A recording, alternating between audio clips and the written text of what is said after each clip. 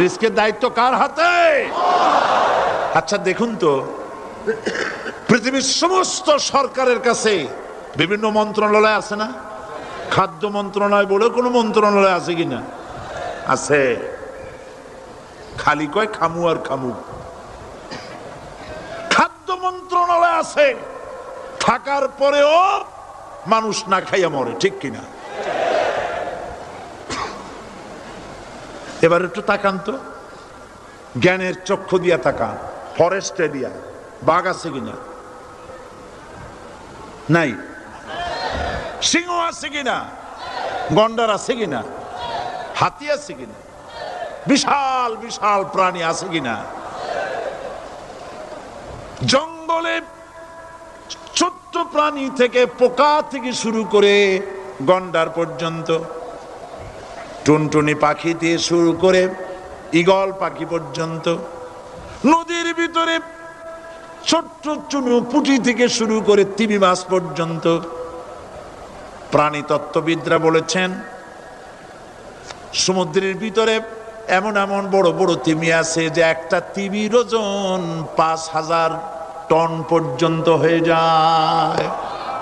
৫,০০০ ton তিমিটার ওজন। এর যখন বাচ্চা হয় তখন বাচ্চার দৈনিক দুধ লাগে ৫০ থেকে ৬০ মণ পর্যন্ত। কে ব্যবস্থা করে? রুহান ফেরেশতা। তো ওর মা যেমন বাচ্চা হতো সেরকম হবে, ঠিক কিনা? কে দেয় খাবার? এবার দেখেন তো, আপনার দেশের এই জঙ্গলে কত হাতি আছে। হাতিরা মিছিল করে আসছে যে আল্লাহ আমাদের এখন আর খাইতে যাইতে দিতে পারে না, বাংলাদেশের গভর্নমেন্ট কিছু দাও। আসছে না খাইয়া ক্ষুধার জ্বালায় হাতি মরেছে, বাঘ মরেছে, সিংহ মরেছে, এর কোনো দৃষ্টান্ত আছে? ক্ষুধার জ্বালায় আকাশের উড়ন্ত পাখিরা ছটফট করে মারা গেছে, দৃষ্টান্ত আছে? নদীর মাছেরা ক্ষুধার জ্বালায় ভেসে উঠেছে, না খাইয়া মরে গেছে, দৃষ্টান্ত আছে? মহান আল্লাহ রাব্বুল আলামিন কোরআন শরীফের ভিতরে বলেছেন অনেক প্রাণী এমন আছে যারা তাদের খাদ্যকে সঞ্চয় করে না, খাদ্যকে জমা করে না, আহরণ করে না। সকাল বেলায় একটা খাবার খেলো, দুপুরে কি খাবে তার জানা নাই। শকুন পৃথিবীর মাটি থেকে ৩ মাইল উপরে ওড়ে, তার চোখকে আল্লাহ পাক এত তীক্ষ্ণ বানিয়ে দিয়েছেন। এই চট্টগ্রামের কোথায় মরা গরু আছে ৩ মাইল উপর দিয়ে দেখতে পায়? সুবহানাল্লাহ করতে ইচ্ছে করে না।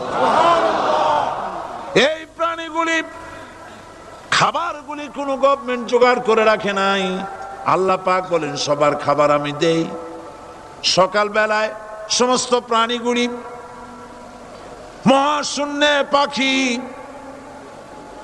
পানির ভিতরে মৎস্যরাজি, জঙ্গলের ভিতরে হিংস্র প্রাণী, পোকামাকড় থেকে শুরু করে সবগুলো খালি পেটে সব বেরিয়ে যায়, কারো কোনো খাবারের মজুদ নাই। সন্ধ্যা হতে না হতে সমস্ত প্রাণীগুলির পেট ভরাইয়া আমি আবার যার যার ঘরে ফিরায় দেই। ওয়ামা মিন দাব্বাতিন ফিল আরদি ইল্লা আলাল্লাহি রিজকুহা। সমস্ত প্রাণীর রিজকের দায়িত্ব আমি আল্লাহর হাতে। কে দেয় রিজেক? জোরে বলুন, কে দেন? আল্লাহ পাক। কি খাবেন সব আল্লাহ জোগাড় করে দিয়েছেন। তরি তরকারি জোগাড় করেছেন, মাছ জোগাড় করেছেন, চাউল দিয়েছেন, খাবার দিয়েছেন, গোশত দিয়েছেন, সব দিয়ে দিয়েছেন। আল্লাহ রাব্বুল আলামিন সমস্ত জিনিস দিয়ে মানুষকে আল্লাহ পাক তার জন্য আল্লাহ সব করেছেন। খালাকা লাকুম মা ফিল আরদি জামিআ। এই পৃথিবীতে যা তৈরি করেছে সব তোমার জন্য। এ হচ্ছে আমার আল্লাহ, এ হচ্ছে আমার কে? আল্লাহ। সে আল্লাহ পাক বলছেন, আল্লাহর পরিচয় তিনি স্রষ্টা, তিনি রিজেক দাতা। এবার আইনদাতা কে? আইনদাতা কে? রব্বির হামহুমা কামা রাব্বায়ানি সগীরা। আবার পড়েন রব্বিরহামহুমা কামা রাব্বায়ানি সগীরা। আল্লাহ পাক মায়ের মর্যাদা এত বাড়াইছেন। সাহাবী প্রশ্ন করেছে, ইয়া রাসূলুল্লাহ খেদমত করব কার? হুজুর বলেন তোমার মায়ের, তারপরে কার? তোমার মায়ের, তারপরে কার? তোমার মায়ের, তারপরে কার? তোমার পিতার। বাপের চাইতে মায়ের মর্যাদা আল্লাহ 3 গুণ বাড়াইয়া দিলেন, 3 গুণ বৃদ্ধি করে দিলেন। হাদিস শরীফে এসেছে হযরত আবী হুরায়রা রাদিয়াল্লাহু তাআলা আনহু রাসূলের কাছে এসে রাতের বেলায় কাঁদতেছিলেন। হুজুর প্রশ্ন করলেন, আবু হুরায়রা কাঁদো কেন? হযরত আবু হুরায়রা বলছেন, হুজুর মা আমাকে মেরেছে। তিনি প্রশ্ন করলেন, আচ্ছা মা তোমার মারলো কেন? তুমি কি কোনো বেয়াদবি করছো? তিনি বললেন না। তবে মারলো কেন? হযরত আবু হুরায়রা বলেন, ইয়া রাসূলুল্লাহ আপনার খেদমত থেকে বাড়ি ফিরতে আমার দেরি হয়ে গিয়েছিল।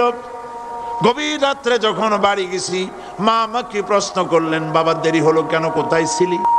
তাম পৃথিবীর মানুষ যেই কদম মোবারক চুমু দিতে পারলে ধন্য হয়ে যায়, সেই আখিরি জামানার পয়গম্বর নবী মুহাম্মদ রাসূলুল্লাহ সাল্লাল্লাহু আলাইহি সাল্লামের দরবার থেকে আসতে আমার দেরি হয়ে গেছে।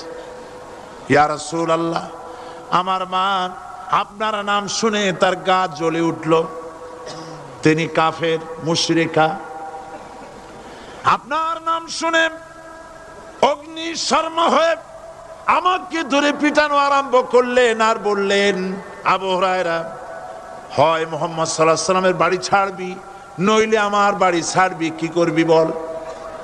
মার খেতে খেতে আমি বললাম, মা তোমার গায়ে যত শক্তি আছে আমারে মারো, তোমার বাড়ি শুদ্ধ, তামাম দুনিয়াটা ছেড়ে দিতে পারি, মুহাম্মদ রাসূলুল্লাহর কদম মোবারক ছেড়ে দিতে পারি না। হুজুর আমার মা গলা ধাক্কা মেরে আমাকে বের করে দিয়েছেন। হুজুর বলছেন, আবু হুরায়রা মা তোমাকে মেরেছে আর আমার কাছে নালিশ করছো, আমি তোমার মায়ের কোনো বিচার করতে পারবো না। সুবহানাল্লাহ।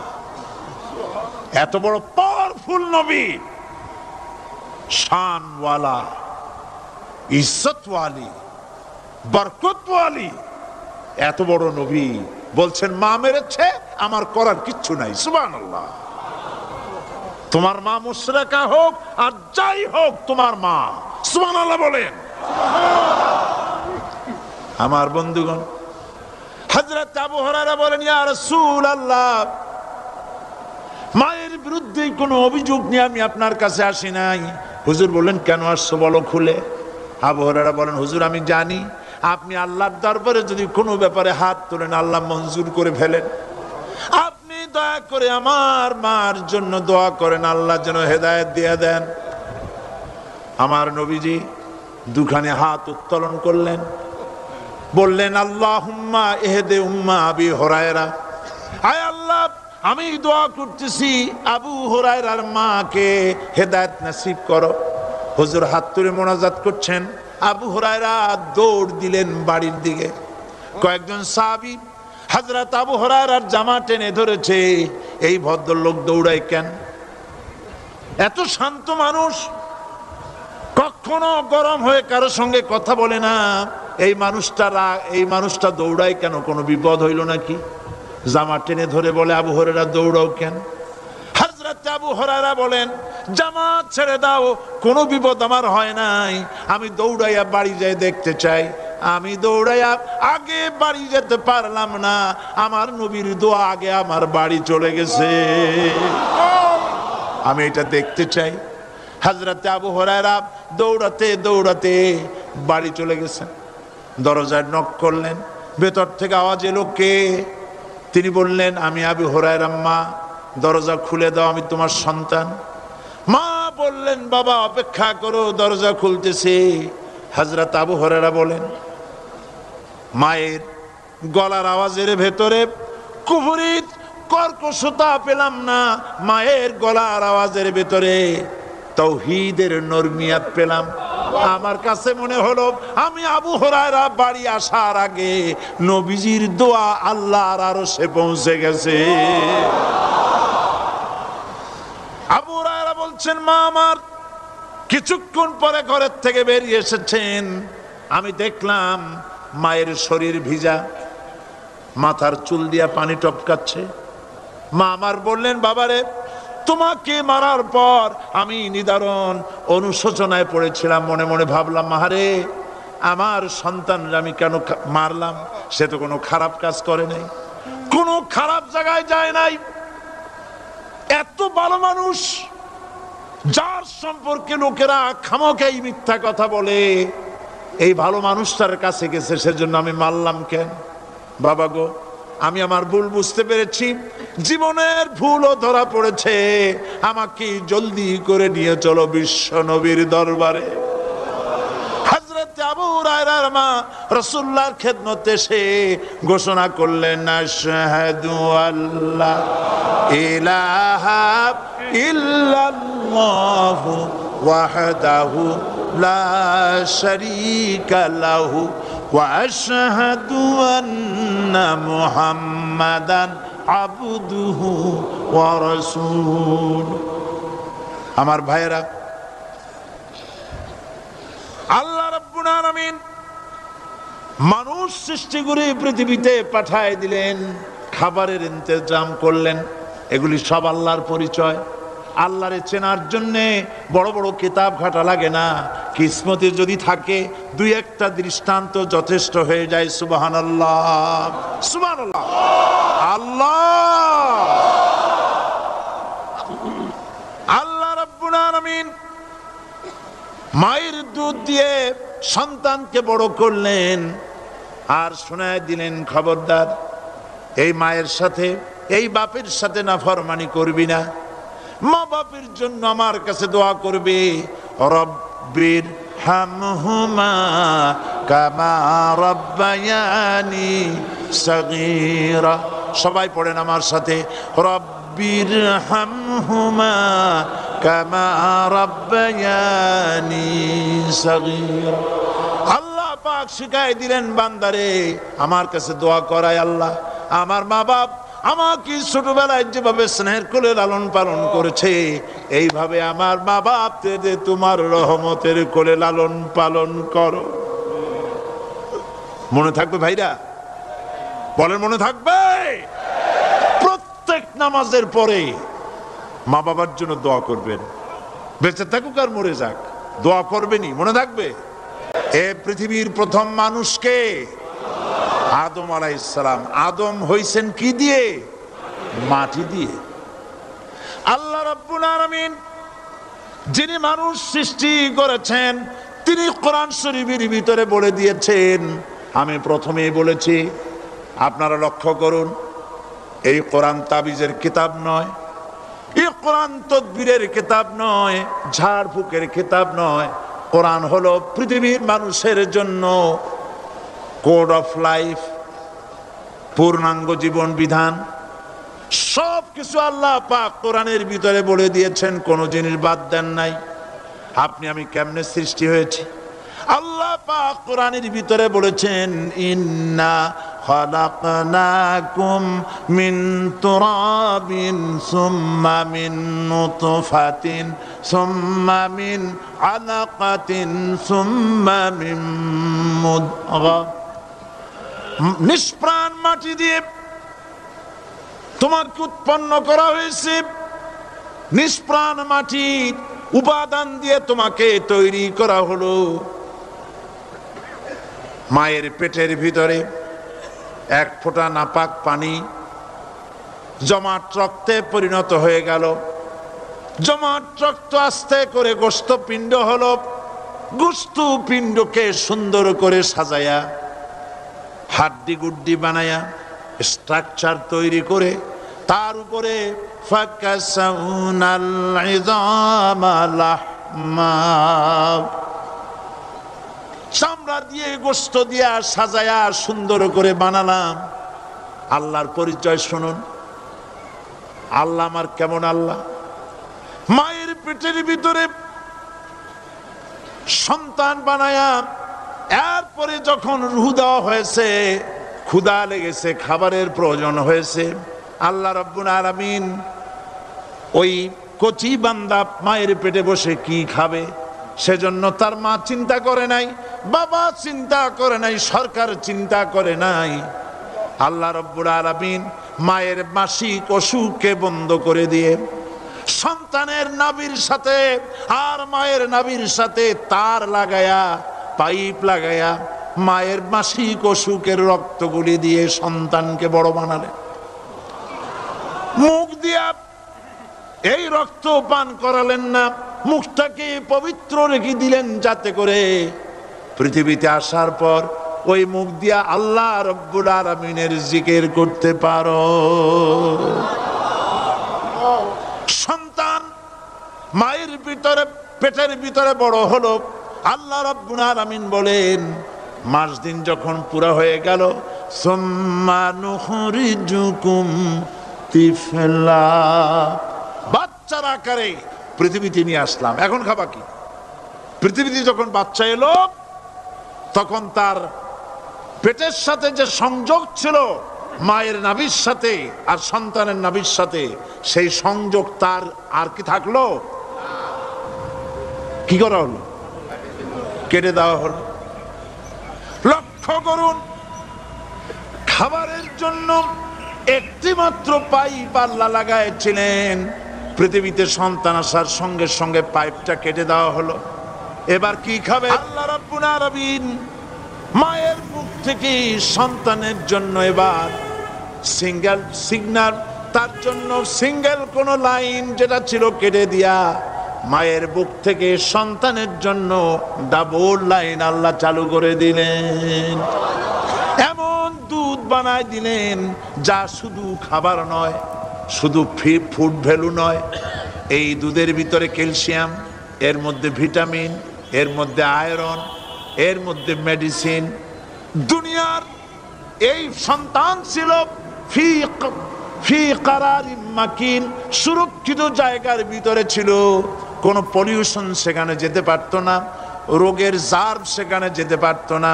দুনিয়ায় এলো দূষিত আবহাওয়ার ভিতরে। এই সন্তানকে এখনই অ্যান্টিবায়োটিক খাওয়ালে পরে অসুবিধা হবে। আল্লাহ রাব্বুল আলামিন মায়ের দুধের ভিতরে ঔষধ দিয়া রোগের প্রতিষেধক বানায়া দিলেন। এ হলো আমার আল্লাহ। আমি যখন জীবনের প্রথম সিম্পাজি দেখলাম, ওরাং ওটাং দেখলাম, তখন আমি মনে করেছি যে ডারউইন খামোখা ভুল করে নাই। এইটা দেখেই ও মনে করেছে যে এই হচ্ছে আমার মাতামহের গোষ্ঠী, এ হলো পিতামহের গোষ্ঠী। আপনারা একটু মাথা কাটায় চিন্তা করেন, মানুষ যদি বান্দর থেকে হবে, আজও বানর ফরেস্ট এরিয়া আছে কিনা বাংলাদেশে? চিল্লায় বলেন আছে কিনা? তো মানুষ যদি বান্দর থেকেই হবে, আপনারা কি কোনোদিন দেখেছেন যে একটা বান্দরের কোমর পর্যন্ত মানুষের মতো হয়ে সারছে? আর কিছুদিন গেলেই পুরা মানুষ হয়ে যাবে, গলা পর্যন্ত মানুষের মতো হয়ে গেছে, আর কদিন গেলেই মানুষ হয়ে যাবে। দেখছেন কখনো? ডারউইন বলল মানুষ মানুষ না, আলফ্রেড বললেন মানুষ হলো মানুষই ঠিক, তবে মানুষ হলো সেক্স সর্বস্ব জীব। সেক্স সমস্যার সমাধান করলে মানুষের সব সমস্যার সমাধান হয়ে যাবে। কার্ল মার্কস বললেন মানুষ হলো পেট সর্বস্ব জীব, পেট সমস্যার সমাধান করে দিলে সব সমস্যা শেষ। আর ডারউইন বললেন মানুষ মানুষই না, মানুষ কি বলে বান্দর, ওরাং ওটাং, শিম্পাজি আর ব্যাং থেকে মানুষের উৎপত্তি হয়েছে। সুতরাং আসল শিক্ষা হলো কোরআনের কাছে। আসল শিক্ষা কোথায়? কোরআনের কাছে। কোরআন যদি শিখানো হতো, কোরআন যদি শিখানো হতো কলেজে, বিশ্ববিদ্যালয়, তাহলে গতকাল চট্টগ্রাম বিশ্ববিদ্যালয় থেকে যেসব ছেলেরা বিশ্ববিদ্যালয় কর্তৃপক্ষ কর্তৃক বরাদ্দকৃত, হাইজ্যাক করা নয়, বরাদ্দকৃত 4খানা বাস দিয়ে কোরআন শুনতে আসতে চেয়েছিল, বর্তমান সরকারের তথাকথিত সোনার ছেলেরা আসতে দিল না। কোরআন যদি তারা পড়তো তাহলে কোরআন শরীফ শুনতে তারাও আসতো। কপাল পোড়া। জোরে বলেন কি? আরো জোরে বলেন কি? কপাল পোড়া। সব ভালো লাগে, কোরআন ভালো লাগে না। এদেরকে শেখানো হয়েছে, আরে তোমরা তো মানুষ না। বলে আমরা কি? তো তোমাদের ডারউইন বাবাজি বলে নাই, শোনো নাই? কি পড়ো টড়ো তোমরা, বুদ্ধি শুদ্ধি রাখো না। ডারউইন বলেছে, থিওরি অফ ইভলিউশনের মধ্যে বলেছেন মানুষ মানুষ না। বলে কি? মানুষ হলো বান্দর। কপাল পোড়া কি কপালে লেখা থাকে? কাজে কামে প্রকাশ হয়ে যায়। সুবহানাল্লাহ। তাকে কেউ জন্ম দেয়নি, তিনিও কাউকে জন্ম দেননি। তিনি এক, তিনি ছিলেন, তিনি আছেন, তিনি থাকবেন। তার শুরুও নাই, তার শেষও নাই। সুবহানাল্লাহ। এই আল্লাহ রাব্বুল আলামিন তার পরিচয় আয়াতুল কুরসি সার্বভৌমত্বের পরিচয় দিয়েছে, আল্লাহর পরিচয় দিয়েছে। আল্লাহ তিনি খালিক। মানব সৃষ্টির এবং পৃথিবীর সৃষ্টির ইতিহাস ঘাটলে মানুষের যদি কিসমত ভালো থাকে, তাহলে আল্লাহর সান্নিধ্য, আল্লাহর অস্তিত্ব সম্পর্কে জ্ঞান তাকে আল্লাহ পাক দান করে দেন। সুবহানাল্লাহ। পৃথিবীর সৃষ্টির ব্যাপারে বুদ্ধিজীবীরা কি বলছেন দেখুন। পৃথিবীর সৃষ্টির ব্যাপারে বিজ্ঞানীরা বলছেন যে এই পৃথিবী এরকম ছিল না। তো কি রকম ছিল? এইটা সূর্যের পাশ থেকে একটা উজ্জ্বল শক্তিশালী জ্যোতিষ্ক দারুণ ফোর্স নিয়ে যাচ্ছিল। সেই ফোর্স সহ্য করতে না পেরে সূর্যের একটি দুর্বলতম অংশ সূর্য থেকে ছিটকে মহাশূন্যে পড়ে গেল, আর ঘুরতে ঘুরতে এই পৃথিবীর অস্তিত্ব লাভ করল। বিজ্ঞানের এই কথা যদি বিশ্বাস করতে হয়, তাহলে আমাকে বলতে হয় এখন তো মানুষেরা আর পৃথিবীতে ধরছে না, ঠিক কিনা? কথা বলছেন না কেন? মানুষ পৃথিবীতে এখন ধরতেছে। বিভিন্ন দেশ খালি বলতেছে মানুষ কমাও, সন্তান কমাও, বিভিন্ন পদ্ধতি গ্রহণ করো, আর মানুষ বাড়ায়ও না। অস্থির হয়ে গেছে। তো মানুষের পদবরে পৃথিবী এখন ভর্তি। এখন কেন দয়া করিয়া আর একটা জ্যোতিষ্ক সূর্যের পাশ দিয়া গিয়া আর একটা দুর্বলতম অংশ ছিটকে ফেলায় দিয়ে এরকম একটা পৃথিবী বানায় দেয় না? তার অর্থ হচ্ছে দুর্ঘটনার মধ্য দিয়ে যা হয় তা কখনো মানুষের গ্রহণযোগ্য হয় না। আর যা কিছু গ্রহণযোগ্য তা সবই পূর্ব পরিকল্পনা প্রসূত। যেমন দৃষ্টান্ত দিতে গিয়ে আমি বলি, দুটো গাড়ি মুখোমুখি হয়ে অ্যাক্সিডেন্ট করলো, কাঁচগুলো ভেঙে ভেঙে চুরমার হয়ে গেল। এই মুহূর্তে চশমায় লাগানো যায় এরকম একটা সাইজ করা কাঁচ পাওয়া যাবে কি? পাওয়া যাবে? রেলগাড়ি অ্যাক্সিডেন্ট হলো, হাজার লোহার টুকরা পড়ে গেল, এক্ষুনি একখান কোদাল, একখান খন্তা, একখানা শাবল, একখানা দা, একখানা বটি অথবা জুতোয় মারার মতো একটা ছোট্ট পিনও প্রস্তুত আকারে পাওয়া যাবে কি? তাহলে বোঝা গেল অ্যাক্সিডেন্টের মাধ্যমে যা কিছু হয় তা মানুষের গ্রহণযোগ্য নয়। যা কিছু গ্রহণযোগ্য তা সব পূর্ব পরিকল্পিত। এখন আমি বলবো, বিজ্ঞানীদের কথা মতো যদি সূর্যের কোন দুর্বলতম অংশ মহাশূন্যে পড়ে এই পৃথিবী হয়ে থাকে, তাহলে এটা পরিকল্পনার ভিত্তিতেই হয়েছে। সেই পরিকল্পনাকারীর নাম কি? বলেন নাম কি? তবে আমি আপনাদেরকে নিশ্চিত করে বলতে পারি, সূর্যের কোন দুর্বলতম অংশ ছিটকে পড়ে অ্যাক্সিডেন্টের মাধ্যমে পৃথিবী হয় নাই। মহাপরিকল্পনার মাধ্যমে সৃষ্টি জগৎকে টিকে রাখার জন্য আল্লাহ রাব্বুল আলামিন আলাদাভাবে পৃথিবীকে সৃষ্টি করেছেন। বিজ্ঞানের কথার সাথে কোরআন শরীফের যদি কন্ট্রাডিকশন হয়, তাহলে কার কথা মানবেন? বিজ্ঞান না আল্লাহ? জোরে বলেন, বিজ্ঞান না আল্লাহ?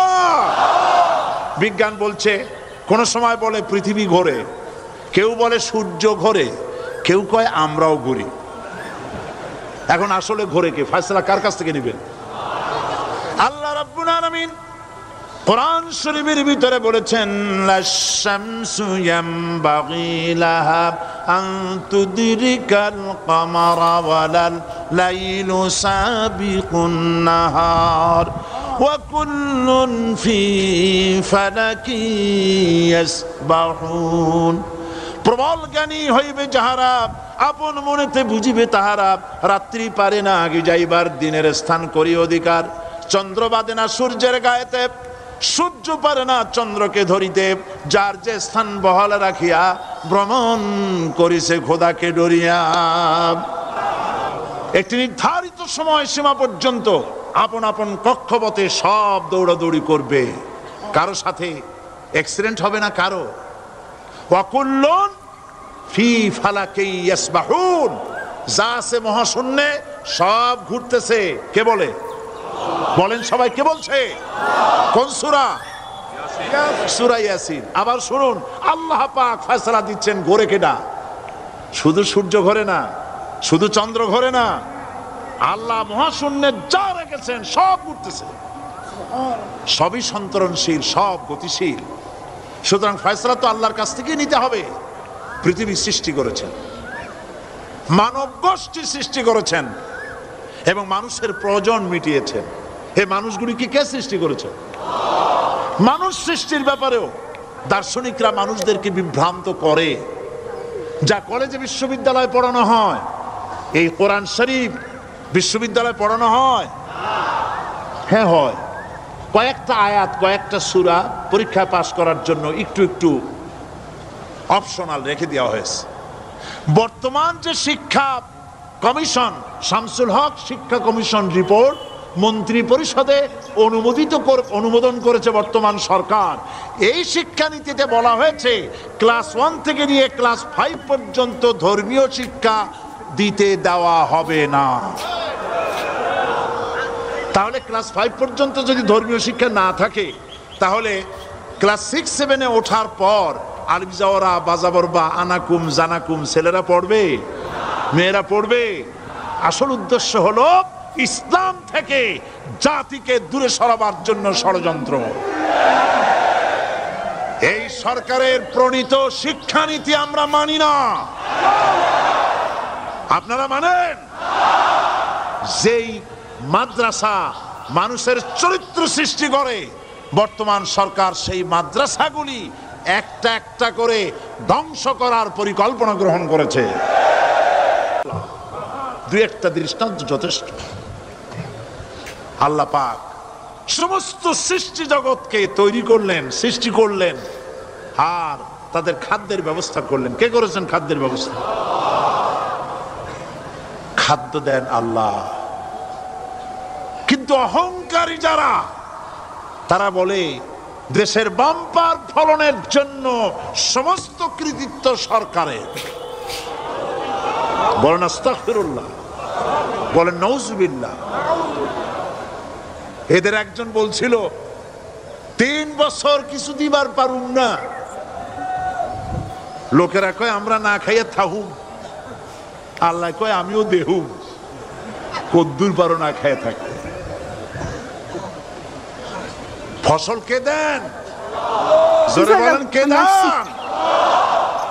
বাম্পার ফসলের ফলনের দাবি সরকার করতে পারে না। এটা কুফরি, এটা শিরক। জমিনের ফসল কে দেন? আকাশের বৃষ্টি কার? পানি কার? সার কার? সব আল্লাহ পাক। আল্লাহ পাক কোরআন শরীফে বলেছেন, লাইন শাকারতুম লাযীদান্নাকুম ওয়া লাইন কাফারতুম ইন্না আযাবী লাশাদীদ। আমার নিয়ামতের শুকর যদি আদায় করো বাড়ায় দেব, আর যদি কৃতজ্ঞ হও, শুকরিয়া আদায় না করো, মস্ত বড় শাস্তি দেব। ফসল দেই আমি, আর শুকরিয়া আদায় করো তোমার বাজানে। ঠিক কিনা? শুকরিয়া আদায় করে কার? বাজানে। একটা লোকের, একটি মানুষের যেই প্রশংসা এই সরকার করলো, বিগত 4.5 বছর ধরে একটা মানুষের যত জিকির করলো, প্রশংসা করলো, ছবি টানাইলো, যদি এতটা জিকির, এতটা স্মরণ আল্লাহ রাব্বুল আলামিনের করত, ওদের জন্য আল্লাহর জান্নাতের দরজা খোলা হয়ে যেত। প্রশংসা করবে কার? চিল্লায় বলুন, আল্লাহ পাকের প্রশংসা করো। খেতে দেওয়ার মালিক তিনি। আল্লাহ পাক বলছেন, আল্লাহকে, তার পরিচয় আল্লাহ তুলে ধরেছেন, ওয়ামা মিন দাব্বাতিন ফিল আরদি ইল্লা আলাল্লাহি রিজকুহা। এই পৃথিবীর ভিতরে এমন কোন বিচরণশীল জীব নাই যার রিস্কের দায়িত্ব আমি আল্লাহ গ্রহণ করি নাই। সুবহানাল্লাহ বলবেন না?